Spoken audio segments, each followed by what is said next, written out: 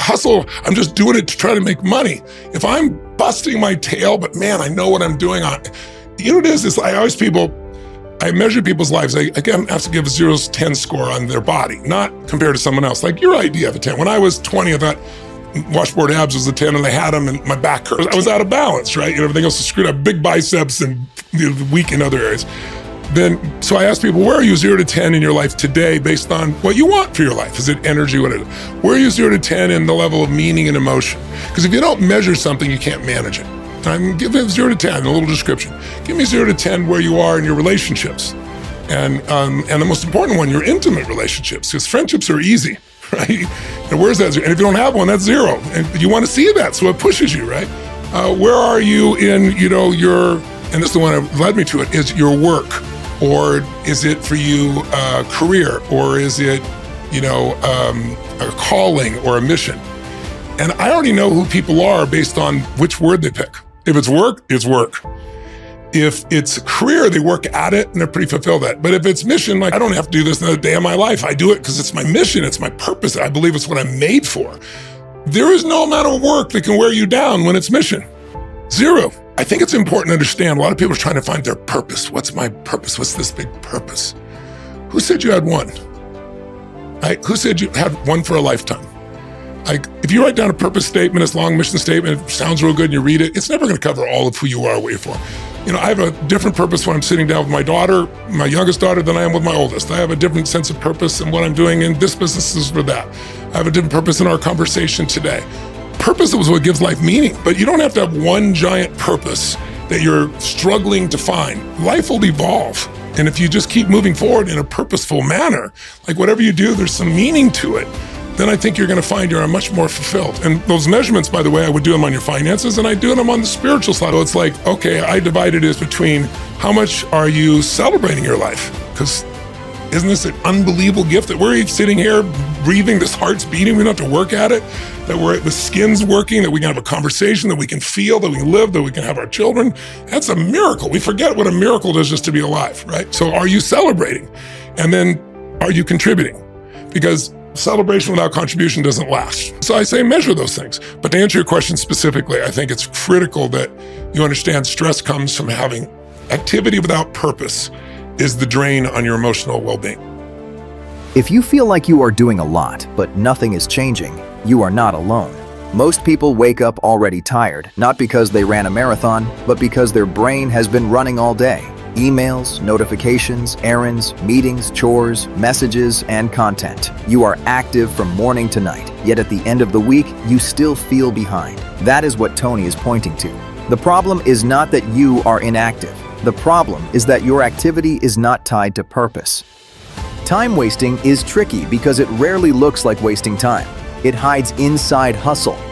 You answer messages fast so you feel responsible. You attend meetings so you feel involved.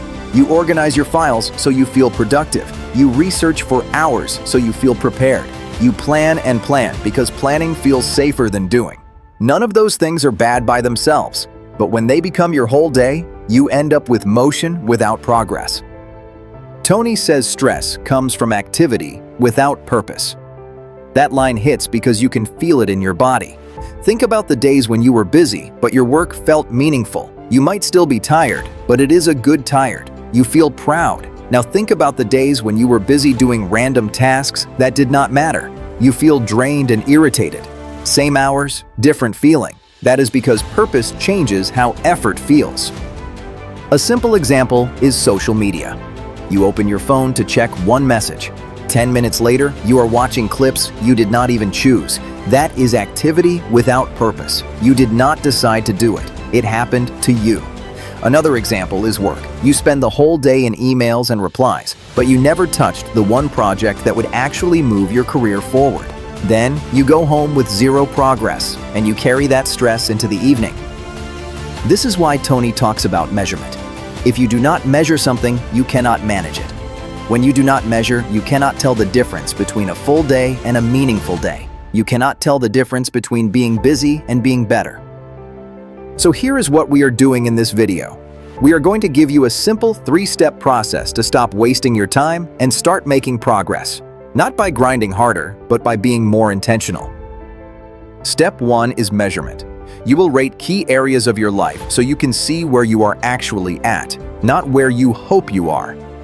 Step 2 is focus. You will choose a mission for this season, not a perfect purpose for your whole life. Step 3 is alignment. You will design your week so your actions match what matters. If you do these 3 steps, you will still work hard, but your hard work will finally have direction. You will feel less stressed because you will stop doing random activity. You will feel more fulfilled because you will see progress you can track. Now let us start with step 1, because clarity comes first. If you cannot see the score, you cannot change the score. Measurement sounds boring, but it is freedom. When you measure, you stop guessing. You stop making decisions based on mood. You stop pretending everything is fine when it is not, and you stop panicking when it is actually okay. Tony uses a 0 to 10 score because it is fast and honest. Here is how you do it. Pick 5 to 7 areas that matter most to you. Tony mentioned body and energy, meaning and emotions, relationships, work or career or mission, finances, and a spiritual side that is more about celebration and contribution than rules. You do not have to use every category, but use enough to see your life clearly. Now rate yourself from 0 to 10 in each one, not compared to other people. Compared to your standard, that is important. A 10 for you might mean waking up with energy and being able to do what you want without feeling drained. A 10 might not mean six-pack abs. Your standard matters more than anyone else. Then write one sentence under each score. Why did I give it that number? Be honest, not dramatic. For example, body and energy might be a 4. Why? I sleep late, I sit all day, I eat whatever is easiest, and I feel tired in the afternoon. Relationships might be a 7. Why? I have good friends, but I have been distant with my family. Work might be a 5. Why? I am working, but it feels like I am just surviving, not growing. Finances might be a 3. Why? I do not track spending and I feel anxious every month. This is not to shame you. It is to show you the truth so you can manage it. Most people avoid this because seeing the score feels uncomfortable, but the discomfort is useful. It creates urgency. It creates focus. Now circle the lowest score. That area is costing you the most emotional energy.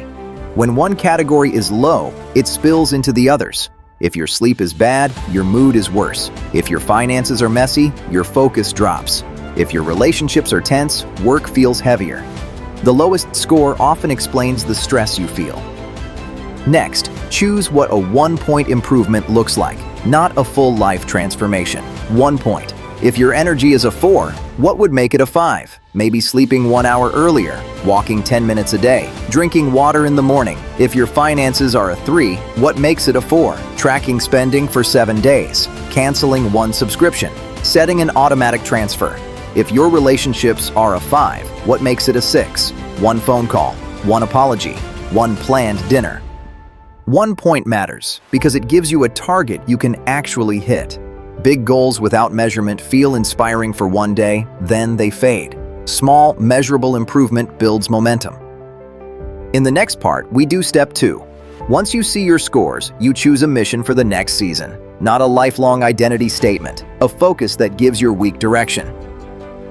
One reason people waste time is because they are trying to find the perfect purpose. They think there is one big answer that will make everything clear. Tony challenges that. He says, "Who told you that you have one purpose for a lifetime? Purpose can change based on who you are with and what season you are in." That is a relief. It means you do not have to solve your whole life today. You just need a mission for now. A mission is what you are committed to building in the next 30 days. It is a focus that makes decisions easier. When you have a mission, you know what to say yes to and what to decline. Without a mission, every request feels urgent and every distraction feels tempting. Here is how to choose it. Look at your audit from step 1. Which area, if improved, would make the biggest difference in how you feel day to day? Often, it is the lowest score. Sometimes, it is a score that is not the lowest, but it is the one that keeps pulling everything down. Now write 1-sentence mission for the next 30 days. Keep it simple. Examples. My mission is to rebuild my energy so I can show up better at work and at home. My mission is to stabilize my money so I stop living in panic. My mission is to improve my relationship with my partner so home feels safe. My mission is to build skill in my career so I can level up. My mission is to create a consistent routine so I stop drifting. Notice how these missions are not huge statements about the meaning of life. They are practical. They are tied to your real life. Now add one more line. Why this matters. This is important because purpose gives meaning. If you do not attach meaning, your mission becomes another chore. So write a simple reason. I want to feel proud again. I want to stop feeling anxious. I want to be present with my family. I want to have options. I want to feel like I am growing. Now make a no list. Tony hinted at this when he talked about hustle versus growth. Hustle is activity just to make money or stay busy. Growth is progress with meaning. To protect growth, you need to say no to some things. Your no list might include checking social media before noon, taking meetings with no agenda, saying yes to every favor, staying up late scrolling, doing tasks that do not move your mission. This is where many people get stuck. They say they want progress, but they keep a life designed for distraction. A mission gives you permission to cut. Now you have measurement and mission. Step 3 is where it becomes real. Alignment. This is where you design your week so your actions match what matters. Because a mission on paper does nothing unless it becomes time on your calendar. Tony says stress comes from activity without purpose. That means the cure is not doing less. The cure is doing fewer things that do not matter and more things that move your mission. You can still have a full schedule and feel calm if your actions have direction. You can also have a light schedule and still feel stressed if you spend your time on random tasks that do not connect to anything meaningful. Start with a simple filter. Before you say yes to something, ask, does this support my mission for the next 30 days? If it does, great. If it does not, it might still be necessary, but it should not take your best hours. Most people give their best hours to other people's needs and their worst hours to their own goals. Alignment flips that. You protect your mission first, then you fill in the rest. Now design your week using 3 moves. Move 1 is choose one daily priority that links to your mission. 1, not 5. One action that moves your score up. If your mission is energy, your priority might be a walk, a workout, or a strict bedtime routine. If your mission is finances, your priority might be tracking spending for 5 minutes, cooking at home, or calling a bank to set a payment plan. If your mission is career growth, your priority might be 1 hour of skill building or 1 portfolio task. If your mission is relationships, your priority might be 1 conversation, 1 apology, or 1 planned activity together. 1 priority keeps you focused when the day gets noisy. Move 2 is time block it. Put it on your calendar like a meeting. If it is only a wish, it will lose to urgent noise. Even a 20-minute block works if you show up daily. This is where a lot of people fail. They say the mission is important, but they never give it a time slot. If it is not on the calendar, it is not real. A calendar is a physical expression of what you value. Move 3 is remove the biggest time leaks. Most people already know what drains their hours. Phone scrolling, endless messaging, meetings with no outcome, perfectionism that turns 1 task into 3 hours. Pick 1 leak and reduce it. You can set 2 email check times instead of constant checking. You can set a social media rule like only after the priority is done. You can decline meetings without an agenda. You can use a timer so you do not over-polish. The goal is not to become strict. The goal is to stop bleeding time. Now add the loop Tony mentioned. Celebration and contribution. Celebration means you notice progress so you do not feel empty while you grow. Contribution means you use your progress to help someone else, even in small ways. These 2 keep the mission meaningful. If you only grind, you burn out. If you only celebrate without contribution, it feels shallow. A simple way to celebrate is tracking wins. Did I do my priority today? Yes or no? Did I follow my no list? Yes or no? That creates a sense of progress. A simple way to contribute is to share what you learn or support someone. Help a friend, encourage a teammate, teach someone a skill. Contribution makes effort feel worthwhile. Alignment is the moment your mission leaves paper and enters your life. Once you align, stress drops because your day makes sense. You are not just busy, you are building. Step 1. Do a 10-minute 0 to 10 audit. Set a timer for 10 minutes. Write 5 to 7 categories and rate yourself. Body and energy. Meaning and emotions. Relationships. Work. Finances. Celebration and contribution. Score yourself based on your standard, not someone else. Then write one sentence under each score about why. This is important because it turns vague stress into clear data. You stop saying my life is a mess, and you start saying my finances are a 3 and my energy is a 4. That clarity is power. If you are not sure what to write, use prompts. Energy. How do I feel when I wake up? Relationships. Am I connected or distant? Work. Does it feel like a job or a mission? Finances. Am I calm or anxious? Celebration. Do I enjoy life or just survive? Contribution. Am I giving value or only consuming? Circle the lowest score. That is your focus. Step 2. Pick one mission for the next 30 days. Write one sentence mission tied to the lowest score. Keep it practical. My mission is to raise my energy from 4 to 5. My mission is to stabilize my money from 3 to 4. My mission is to improve my relationship from 5 to 6. Then write one reason it matters. Because I want to feel present. Because I want to stop worrying. Because I want to feel proud again. Reasons create meaning. Now write a no list of 1 to 3 items that protect your mission. No phone in bed. No social media before the priority is done. No meetings without an agenda. No spending on food delivery during weekdays. The no list is not punishment. It is protection. It removes the habits that sabotage progress. Step 3. Schedule one measurable action for tomorrow. Open your calendar and block one action that moves your score up by 1 point. Make it specific and small enough to do. If the mission is energy, schedule a 20-minute walk after breakfast and set a bedtime alarm.